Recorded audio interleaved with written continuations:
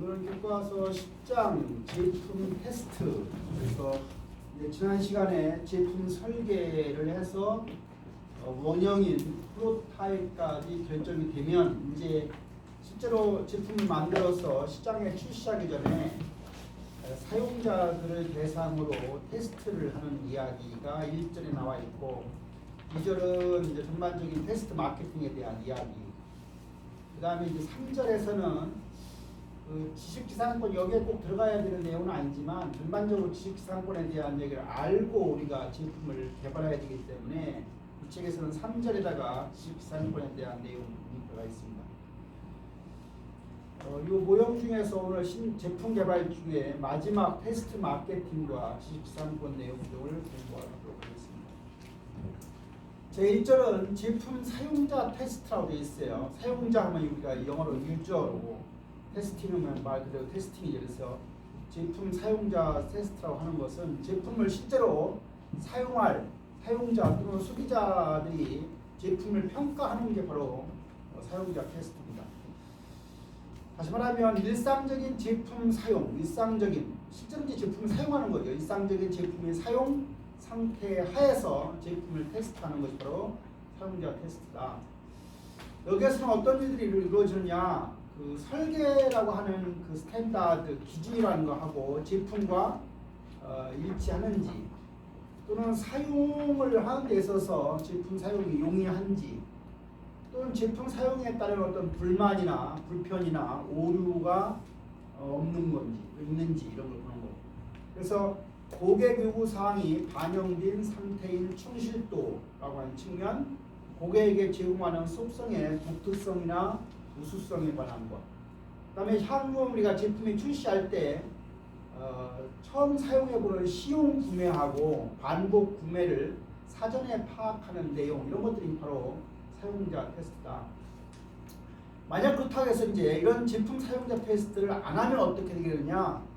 즉 생략하게 되면 제품 고장이 우리가 마케팅 활동 중에 나타나서 구매하려고 하는 사람들을 구매 못하게 쫓겨보내는 역할, 어떤 리스크를 안게 되는 것이다. 그래서 제품 테스트 과정에서는 어떤 제품의 기능을 테스트하고 사용자 테스트를 하고 테스트 마케팅한다.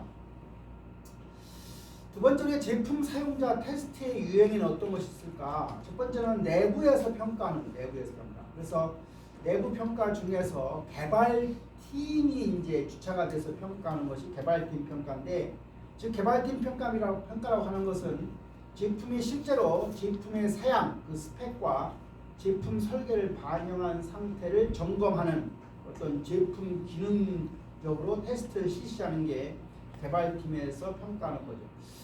이러한 내부 평가 중에서 개발팀 평가가 가지고 있는 단점은 뭘까? 첫 번째는 실제 사용 상황을 그대로 잘 반영하지는 못할 수가 있다는 거고, 두 번째는 품질 지각이나 감성적 요소에 많은 차이가 발생할 수 있다. 자기들이 실제로 개발했기 때문에 좀 우호적인 감정을 가지고 있겠죠. 그래서 그런 얘기입니다.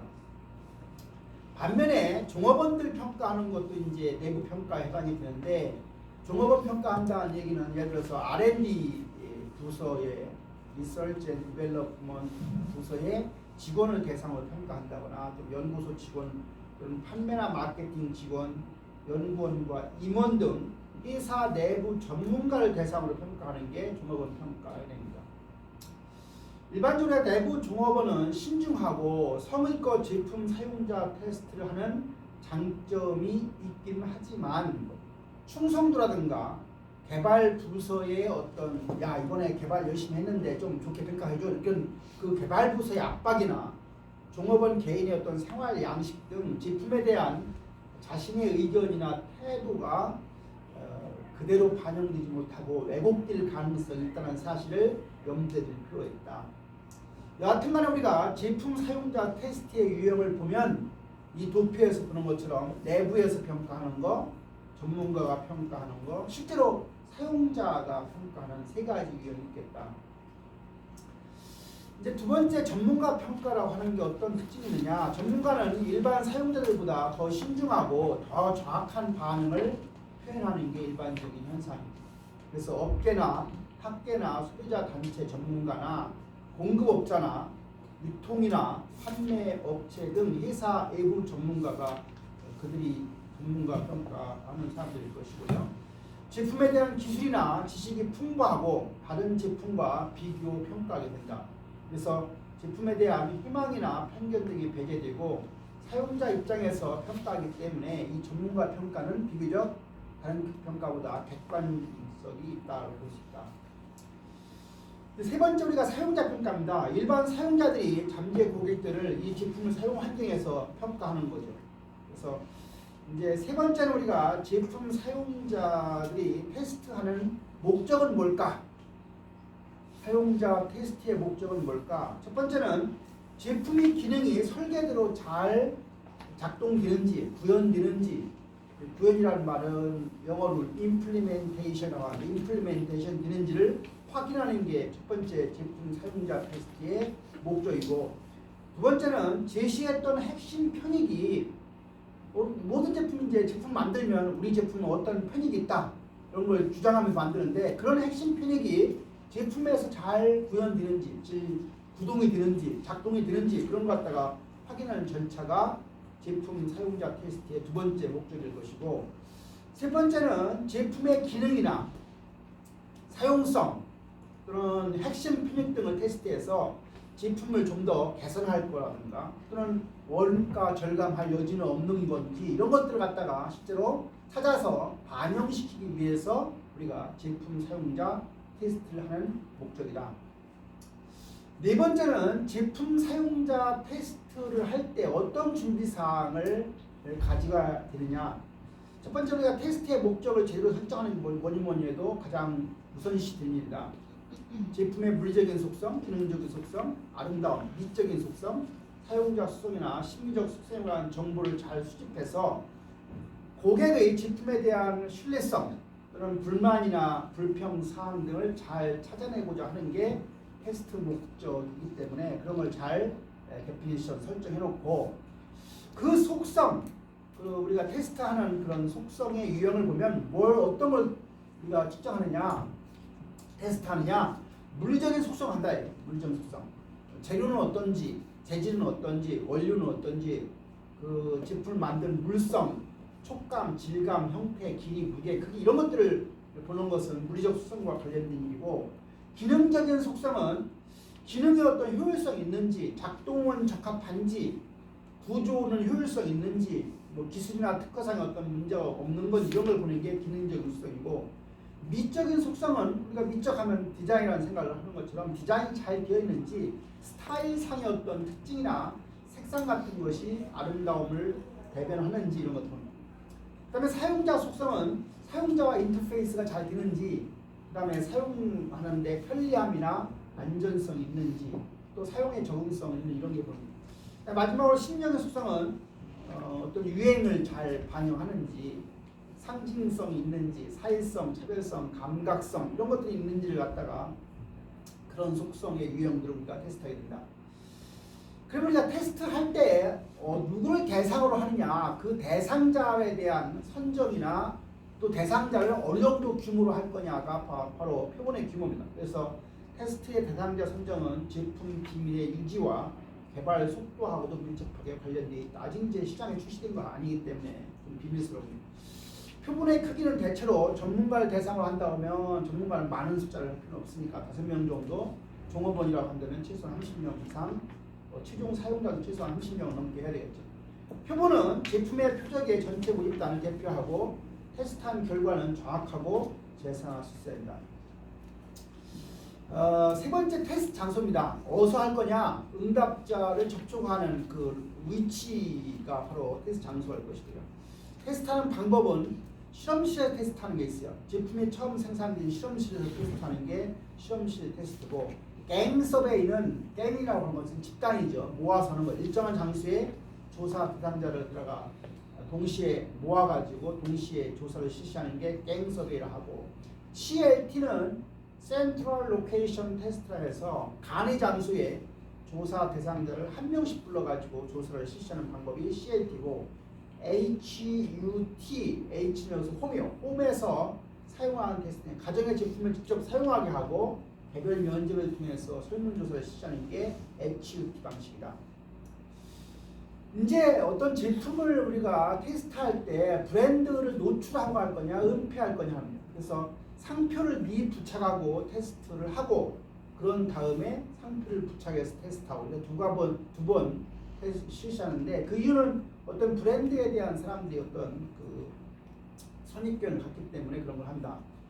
제품 설명의 정도, 제품에 대한 설명이 없이 사용자 테스트를 하면 어떤 구체적인 소비자 반응이나 정보가 제대로 파악이 안 되는 위험이 있다는 사실을 알고 제품 사용 설명에 대한 정도 어느 정도 해주고 나서 해야 된다. 그러니까 그래서 설문지 이제 제품 사용자 테스트와 관련된 설문지를 작성한다고 하면 속성의 중요도와 관련해서 이 제품을 구매하실 때 다음에 제시되는 요소들이 얼마나 중요하다고 생각하십니까? 그래서 전혀 중요하지 않다부터 시작해서 매우 중요하다. 리커트의 5 스케일로 조사하는데 기능과 관련된 거, 성능에 관한 거, 내구성, 디자인, 사용성, 가격, 품질, 브랜드명, 제품 가치 하나에 대해서 평가한다. 설문 작성할 때 이제 만약 만족도와 관련된 설문지와 관련해서 기업께서 사용해 보신 이 제품에 대한 만족도는 어떠십니까? 해서 전혀 만족하지 않는다, 매우 만족한다. 재구매 의도, 고객 만족도와 첫 번째고 두 번째는 이제 재구매 의도니까 구매 후 행동이죠. 구매 후 행동. 우리가 요 재구매 의도와 추천 의도가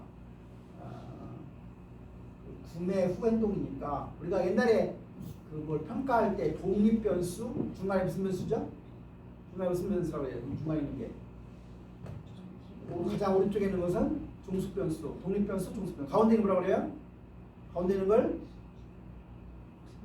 네, 매개 변수. 매개 변수.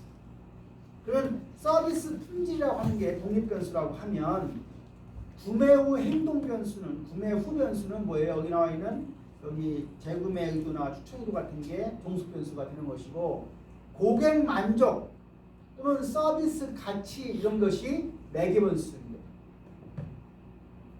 졸업할 때 됐는데 독립 변수, 매개 변수, 종속 변수 그리고 그 화살표에 올라가는 변수는 무슨 변수예요? 조절 변수. 변수는 이제 우리가 대부분이 변수에서 이 정도 네 가지예요. 독립 변수, 매개 변수, 종속 변수, 그리고 조절 변수. 제품 사용자 테스트의 그 준비사항 7번째는 제품 사용 기간입니다. 어떤 것은 일주일 정도 기간을 가지고 테스트하는 경우도 있겠지만 어떤 것은 6개월 정도 걸쳐서 평가하는 경우도 있을 수 있습니다. 제품을 제시하는 방법은 네 가지가 있는데요. 단일한 평가 방식. 테스트하는 동안에 응답자에게 단일 제품을 테스트하는 게 단일한 평가 방식이고요. 순차 평가 방식은 동일한 응답자한테 제품을 순차적으로 제시하면서 평가하는 게 순차 sequential 방법이고요. 쌍대 비교 방식은 쌍을 이룬 거죠. 제품 테스트 사용하에 비교 제품하고 서로 혼합되어서 배치되는 방식이 쌍대 비교고 3중 비교 방식은 쌍대 비교 방식과 유사하지만 두 개의 비교 제품하고 또 한 개 제품하고 비교하는 게 3중 비교 방식이겠습니다. 이렇게 해서 1절을 마치고 2절은 이제 테스트 마케팅에 대한 걸로 시작을 하도록 하겠습니다. 테스트 마케팅이라고 하는 게 뭐냐? 테스트 마케팅은 제품과 마케팅 기획이 전면적인 출시 전에 출시 여부를 결정하기 위해서 제품과 마케팅 계획을 선택된 모집단이 피곤에게 제시해서 평가받는 제품 개발 과정을 우리는 테스트 마케팅이라고 한다. 여기서 우리가 테스트 마켓이라고 하는 개념은 어떻게 정의하고 있냐면 판매할 예정 시장에서 신제품을 판매하기에 앞서서 그 시장에서의 반응을 조사하기 위해서 시험적으로 선정된 소규모 시장을 테스트 마켓이라는 거예요. 이와 같은 테스트 마케팅을 왜 수행할까? 그 이유를 보면 첫째, 사용자들이 실제 제품하고 제품 특징이 어떻게 흥미를 느끼는지를 이해할 필요가 있다. 만약 그 첫째 이유가 잘 충족이 되면 다음 단계에서는 제품이 어떻게 사용되고 정상적인 제품 사용 상황에서 얼마의 제품이 내구성이 있는지 내구성을 얼마나 오랫동안 쓸 수 있는 거죠. 이런 것들을 관찰해서 제품이 최적으로 수행할 수 없는 상황이나 조건을 확인하는 과정이 바로 테스트 마케팅을 수행하는 일입니다. 그래서 우리가 테스트 마케팅에서 얻어진 정보라고 하는 것은 제품의 가치를 향상하기 위해서 필요하거나 바람직한 주의한 변화를 확인하기 위해서 기록하고 검토하는 것이 가장 중요하다고 할 수 있습니다. 따라서 우리가 최초 제품 테스트라고 하는 것은 소비자들에게 테스트 제품을 제공하고 참여하도록 장려책을 제공한다거나 또는 이 테스트 마케팅이 광범위한 시장을 우리가 시뮬레이션 하기 위한 실제 상황에서 마케팅 계획의 모든 요소를 포함한다고 할 수가 있습니다. 테스트 마케팅에서 사용하는 주요한 변수는 뭐냐? 첫 번째는 테스트해야 할 도시를 선정하는 겁니다. 광고라든가 경쟁이라든가 유통 시스템 또는 제품 사용과 같이 지역에서 신제품을 위한 어떤 기준, 놈을 제공할 수 있는 도시를 우리가 대상으로 해야 될 것이다. 테스트할 도시는 몇 개를 해야 할 거냐? 도시수입니다. 대표성과 비용을 고려해서 몇 개로 할 것인가 그 도시 수를 결정합니다. 표본 점포의 수, 점포의 수는 전체 시장을 대표할 정도로 적당한 규모여야 합니다. 그다음에 인구 통계적인 특성이죠. 데모그래픽 베리어블이라고 하는 나이, 소득, 직업 등에 대해서 표적 고객을 대표할 수 있는 지역에서 해야 되고요. 경쟁사의 영향력은 테스트 시장이 경쟁사의 영향으로부터 격리되어 있는 영향을 받지 않는 지역에서 해야 됩니다. 이러한 테스트 마케팅을 통해서 얻으려고 하는 효과는 뭘까? 첫 번째는 좀 더 판매를 잘 증가시키려고 하는 것이고 수익도 증가시키고 또 나가서 고객 만족도도 향상을 시키고 제품 계획 과정을 좀 더 향상시키고 또 제조 원가도 절감하는 게 테스트 마케팅으로부터 얻는 효과라고 할 수 있습니다.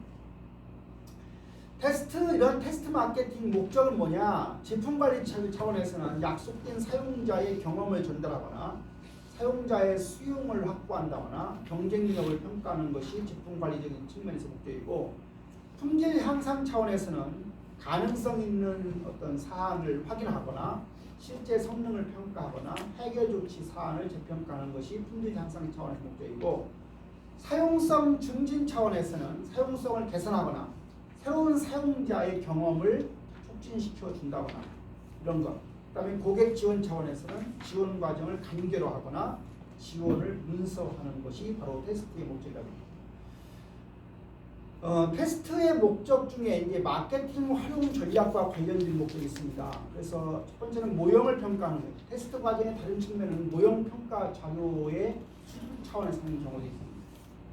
증명과 기준이라고 하는 관점에서는 새로운 고객을 위한 추천으로서 사용하는 경우, 조기 충성 사용자 확보 차원에서는 조기 수용자들이 제품을 위해 긍정적인 공중관계 경로로서 행동하고 다른 사람들의 구매를 장려하게 합니다. 출시 전 인지도 관점에서는 제품의 어떤 유형에서 테스트는 투자 시장에서 긍정적인 부전을 하기도 하고 생생한 인지도를 창조해 주는 것이기 때문에 이런 것들을 위해서 테스트하는 목적이다. 그래서 그 그림에서 보는 것처럼 테스트의 목적은 모형을 평가하는 것, 증명과 기준을 평가하는 것, 조기 충성 수용자의 확보 차원에서 하는 것, 출시 전 인지도를 보여주려고 하는 것입니다. 테스트 시장의 유형입니다. 테스트 시장의 유형은 이 그림에서 보는 것처럼 환경에 따라서 세 가지가 있습니다. 모의 점포 테스트 마케팅, 통제 테스트 마케팅, 표준 테스트 마케팅이 있습니다. 위에서부터 하나하나 보도록 하겠습니다. 모의 점포, 시뮬레이트 스토어 테스트 마케팅이라는 게 뭐냐? 실험실 내에 가상 점포를 만들어서 여기 이제 시뮬레이션이 한번 나오니까 가상 점포를 만들어서 자사의 신제품과 경쟁 제품을 진열하거나 광고를 보여준 후에 실험에 참가한 대가로 받은 금액으로 가상의 점포에서 실전 제품을 구매하도록 하는 방법이다. 그래서 제품에 대한 최초 반응은 테스트하기 위해서 보통 30 내지 40명 정도의 소비자 표본을 사용하고 이 모의 점포 테스트 마케팅은 결과가 신속하고 광고 효과를 평가할 수 있고 이것을 실시하는 비용은 표준이나 밑에 나와 있는 두 개보다는 좀 저렴한 게 특징이다.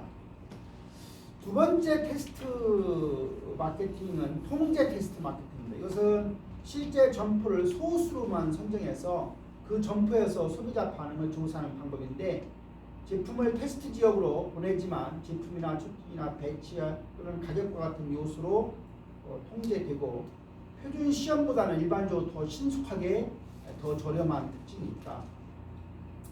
마지막 세 번째는 표준 테스트 마케팅입니다. 영어로 스탠다드 테스트 마케팅.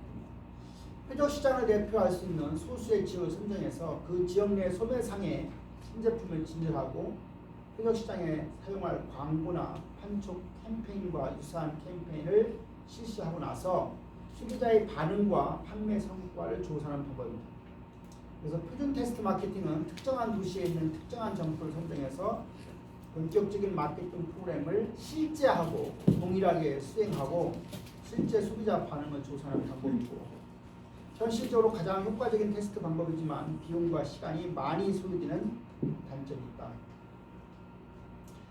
이러한 테스트 전에 주요하게 점검해야 할 사항들은 어떤 것이 있는가?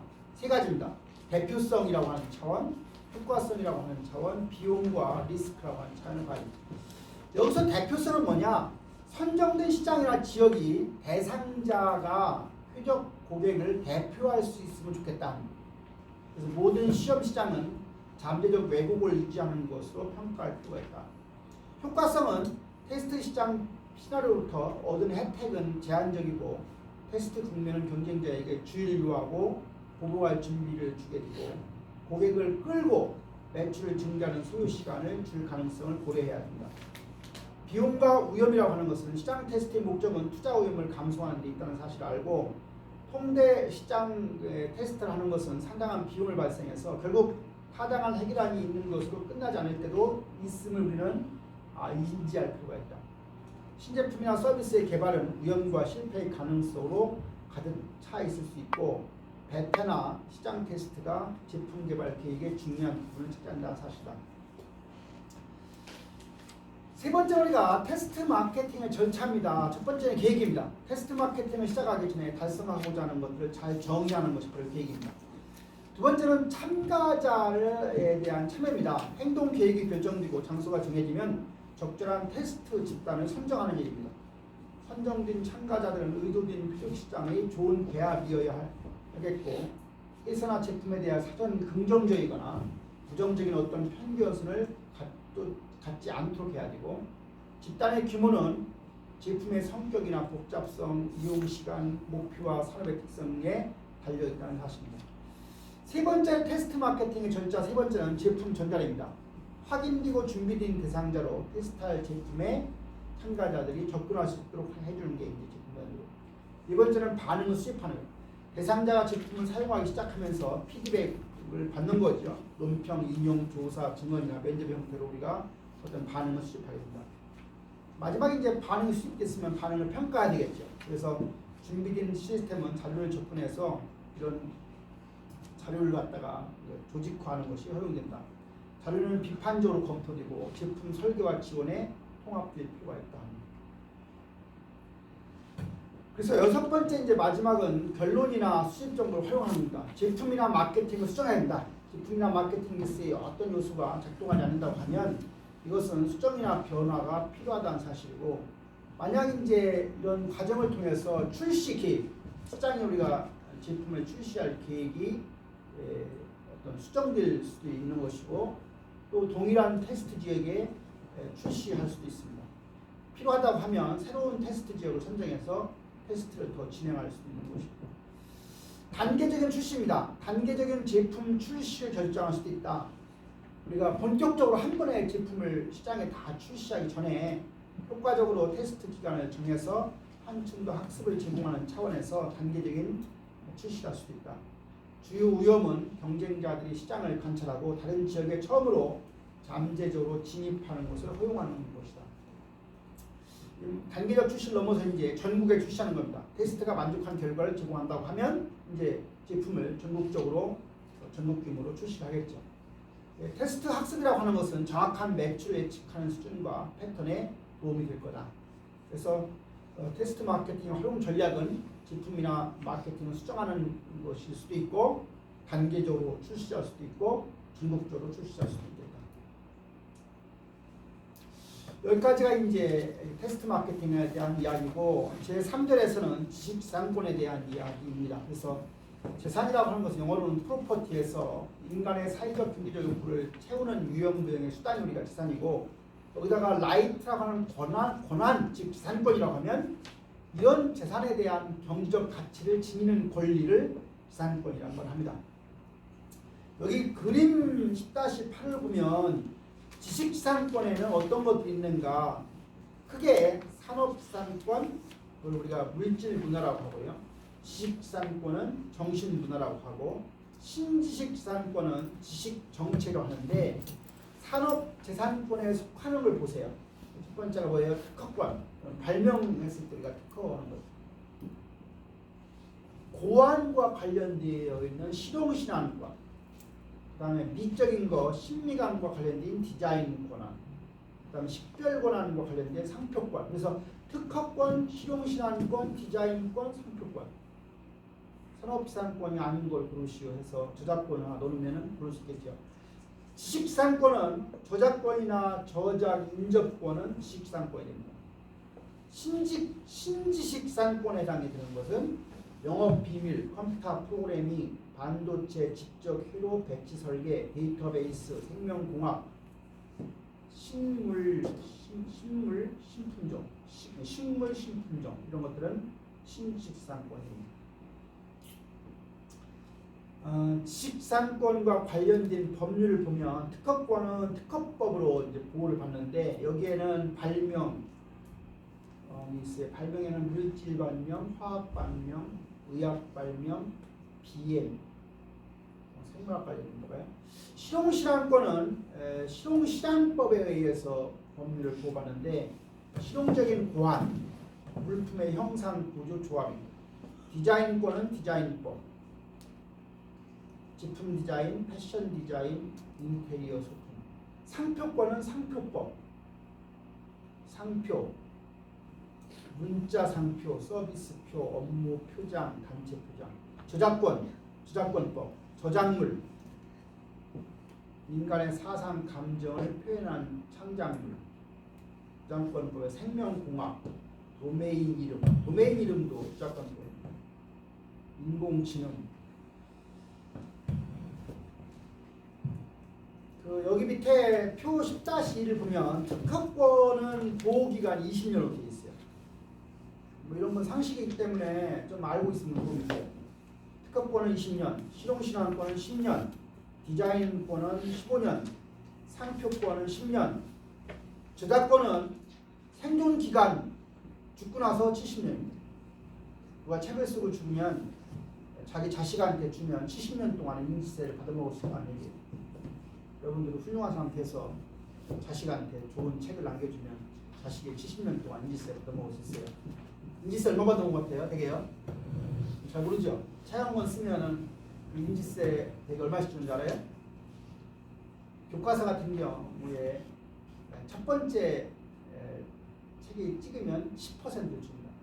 25,000원이면 2,500원이 인지세예요.